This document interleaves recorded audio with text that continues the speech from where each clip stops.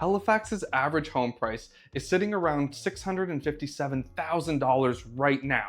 So if you've got $500,000 to spend, you've probably already been told that that's not enough. It's simply not true everywhere in this city. I'm going to show you exactly what $500K still gets you a real home here in HRM and where it doesn't. And the one trade-off almost nobody is mentioned before you sign a deal. If $500K is close to your budget, email me at loganexprealty@gmail.com and I'll send you a list of homes that are actually available right now in today's market. Let's start with the honest number. Halifax's average home price has been sitting somewhere between $525,000 and $657,000 depending on the month. That means $500K puts you well below the average almost everywhere in the urban core of Halifax. That's not bad news. It just means that you need to know where your numbers can be stretched and where they can't be, where you need to compromise and where you can't. In Halifax's urban core itself, walkable, close to downtown, close to dining and art centers, $500K today, realistically, it buys you a smaller condo or an older home or a semi-detached unit that needs some updating. It's doable, but you're trading space or condition for location. And you need to walk into this knowing that those are the trade-offs if you want Halifax at this price. Something worth mentioning too, a typical 2-bedroom rental in Halifax runs around $2,250 a month right now. That's not a reason to panic buy, but it is a reason to actually run the math on your specific situation instead of assuming that renting is automatically the safer choice while you wait for a bigger budget.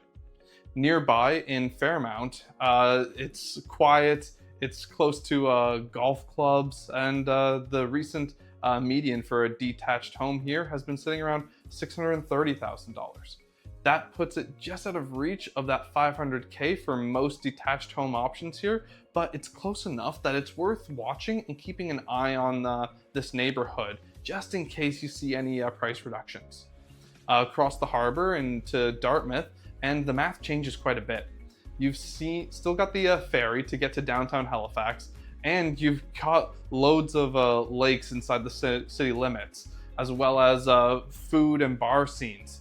So your $500K, it goes a lot farther in this part of HRM. Now, for a lot of buyers, the ferry commute is just a small price to pay for the real bump that you get here in space compared to downtown Halifax. Bedford is still the opposite story though. It's got some of HRM's priciest waterfront homes, parks, trails, and it's fast growing and family friendly, but $500K buys you substantially smaller homes here compared to Dartmouth. So if Bedford's the goal, you're either looking at a smaller property or you're just saving for a longer period of time. And I'd rather tell you that now than after we've done 3 showings. So if we keep going a little farther to Lower Sackville, the picture flips back in your favor. It's one of the strongest first-time buying markets in all of HRM, and $500K in Lower Sackville tends to land you a fully detached home with minimal compromise. I send a lot of buyers who are priced in this area to seriously take a look at Sackville before giving up on it altogether. And if you're willing to go farther out, Fall River is worth knowing about.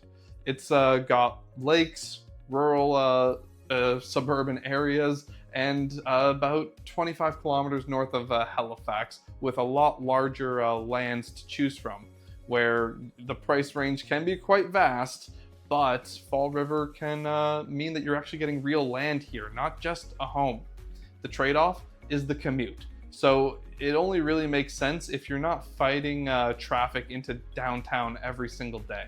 When we're talking about condos and fees that are worth a separate mention here, I figured. So in the urban core, a chunk of what feels like an affordable $500K price tag can come with monthly condo fees that change your real monthly costs.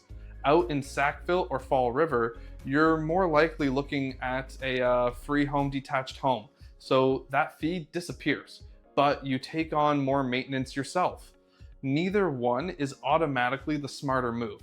It really depends on whether you're willing to pay someone else to do the work about the roof, or if you're willing to take that cost on yourself when it happens all at once. So who does 500K actually work for right now in HRM? First-time buyers who want space more than the address usually do better in Sackville or Dartmouth.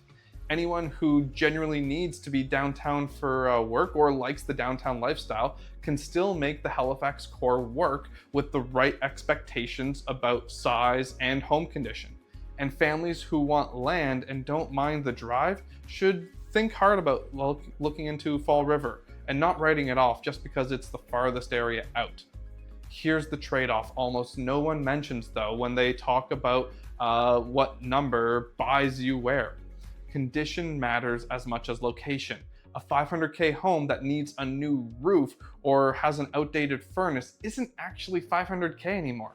It's 500K plus whatever that work is going to cost you in the first year.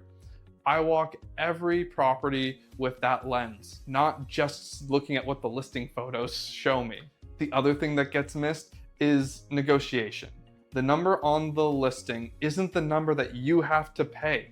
I recently helped buyer clients land a lower priced square foot home than the other half of this semi-detached home simply by knowing the comparable sales and negotiating properly instead of just simply accepting the asking price. That difference can be the gap closer between a home that needs work and a home that doesn't and is ready to go and move in day one. I also self-manage a rental property, so when I walk a home with you, I'm not just looking at how it shows. I'm looking at what it actually costs you in year 1 and year 5. So you know what needs fixing today and what can wait and you can save up for. That's the lens that stops a 500K home from quietly turning into 530K right on day 1. One more thing worth knowing before you decide when to move on this.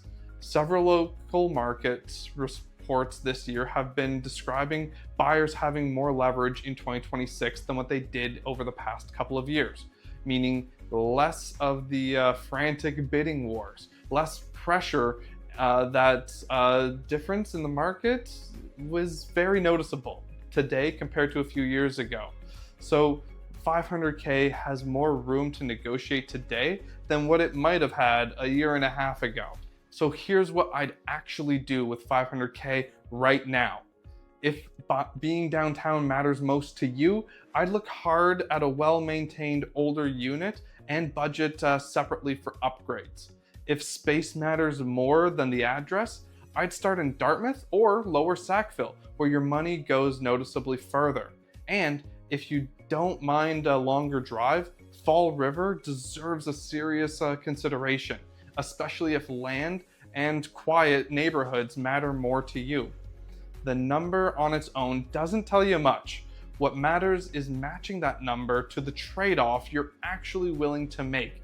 And that's a conversation, not just a simple formula. I'd rather spend 20 minutes on the phone with you right now figuring out what actually matters most to you, whether that's a condition of the home, community, square footage, or yard space, than have you fall in love with a listing that never is going to fit your lifestyle. And if your number is closer to 400K or 600K compared to 500, then that same logic, it still applies. The trade-offs, they just shift up or down the map. It all depends on you and your lifestyle. Don't let one round number talk you out of a search before you've even started to look. Now, if you want to see exactly what's out there in your price range today, email me at loganexprealty@gmail.com. I'll pull the current listings for you, no pressure, just real numbers, and we'll talk about your specific situation, whether you're first time buying or whether you're looking to downsize or upsize. And it's I'll show you the best kept secrets in the market, and we'll see which ones line up with your specific situation. Again, DM me today. My information is in the description below, and you can email me at loganexprealty@gmail.com. I'll see you in the next video.